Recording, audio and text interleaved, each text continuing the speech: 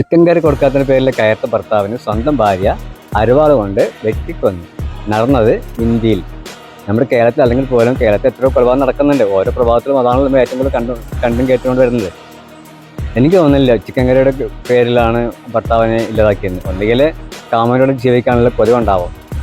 കാമുകനോട് ജീവിക്കണമെങ്കിൽ നിങ്ങൾക്ക് ഇറങ്ങിപ്പോയി ജീവിച്ചൂടെ, അല്ലെങ്കിൽ ഡൈവേഴ്സിനെ കേസ് കൊടുത്തൂടെ? വെറുതെ ഒരാളുടെ ജീവിതം നശിപ്പിക്കണം നിങ്ങളെ കാരണം. ആർക്കും നഷ്ടം? ആ പാവം പയ്യൻ്റെ വീട്ടുകാർക്ക് നഷ്ടപ്പെട്ടു, അല്ലെങ്കിൽ മക്കളുണ്ടെങ്കിൽ അവർക്കൊരു അപ്പം ഇല്ലാണ്ടായി.